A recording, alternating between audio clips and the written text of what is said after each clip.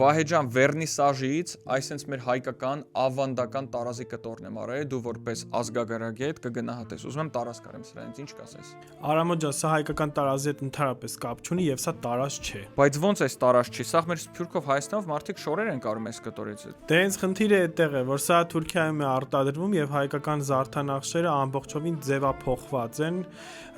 կապ չունի ինչ սիմվոլ է օգտագործված՝ խաչ, նուռ, արարատ։ Դրանք թիրախային են, քանի որ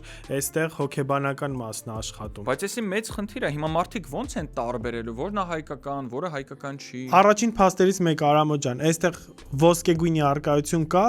որը որևիցե հայկական կարպետում եւ գորգում չկա։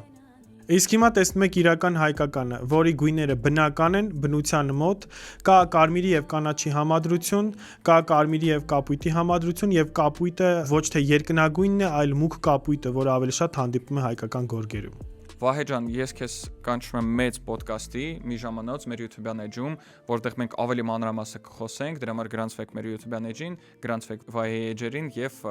եկեք ավելի մոտ լինենք մեր մշակույթին եւ ավելի գիտակից մոտիկանալ։ Շնորհակալություն, լայք չմոռանաք, որ նյութը տարածվի, դա շատ կարեւոր է։ Մերսի։